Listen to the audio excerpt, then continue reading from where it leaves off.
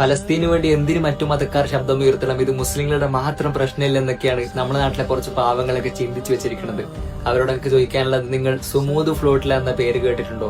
പാവപ്പെട്ട ഫലസ്തീനി ജനതയ്ക്ക് ഭക്ഷണവുമായി ലോകത്തിലെ 40 രാജ്യങ്ങളിൽ നിന്നുള്ള 500 പേരടങ്ങുന്ന 44 കപ്പലുകൾ പുറപ്പെട്ട വാർത്ത നിങ്ങളെ അറിഞ്ഞിട്ടുണ്ടാവൂലേ? ആ 500 പേര് മുസ്ലിങ്ങളായിരുന്നോ? അല്ല, അതിൽ 90% മറ്റു മതക്കാരായിരുന്നു. പിന്നെന്തിനവർ സ്വന്തം ജീവൻ ആപത്തിലാണെന്ന് പോലും അറിഞ്ഞിട്ടും ഫലസ്തീനിയൻ ജനതയെ സഹായിക്കാൻ വേണ്ടി രംഗത്ത് വന്നു.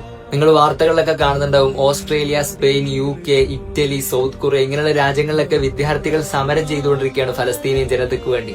എന്തിന്? അവരൊക്കെ മുസ്ലിങ്ങളായതുകൊണ്ടാണോ? അല്ല, അവർക്കറിയാം അവിടെ നടക്കുന്നത്, ഫലസ്തീനിൽ നടക്കുന്നത് യുദ്ധമല്ല. കാരണം ജനിച്ച് 24 മണിക്കൂർ പോലും തികയാത്ത കുഞ്ഞുങ്ങളെ കൊല്ലുന്നതല്ല യുദ്ധം, ഗർഭിണികളായ സ്ത്രീകളെ കൊല്ലുന്നതല്ല യുദ്ധം, വിശന്ന അവശരായി ഭക്ഷണത്തിന് വേണ്ടി ക്യൂ നിൽക്കുന്ന ജനങ്ങളെ വെടിവെച്ച് കൊല്ലുന്നതല്ല യുദ്ധം, ഹോസ്പിറ്റലുകളെ ഇടിച്ചു വീഴ്ത്തുന്നതല്ല യുദ്ധം. ആ ഒരു തിരിച്ചറിവ് അവർക്കുണ്ട്. അതുകൊണ്ടാണ് അവർ സ്വന്തം ജീവൻ പോലും ആപത്തിലാണെന്ന് അറിഞ്ഞിട്ടും ഫലസ്തീനിയൻ ജനതയ്ക്ക് വേണ്ടി ശബ്ദം ഉയർത്തുന്നത്. ആ ഒരു തിരിച്ചറിവ്, ആ ഒരു ബുദ്ധി നമ്മുടെ നാട്ടിലെ കുറെ ആൾക്കാർക്ക് ഇല്ല. അതുകൊണ്ട് അവർ ഫലസ്തീനിയൻ ജനതയ്ക്ക് വേണ്ടി സംസാരിക്കുന്നുമില്ല. സംസാരിക്കുന്നവരെ ആണെങ്കിൽ തെറി പറഞ്ഞ് ഒതുക്കി വെക്കുകയാണ്.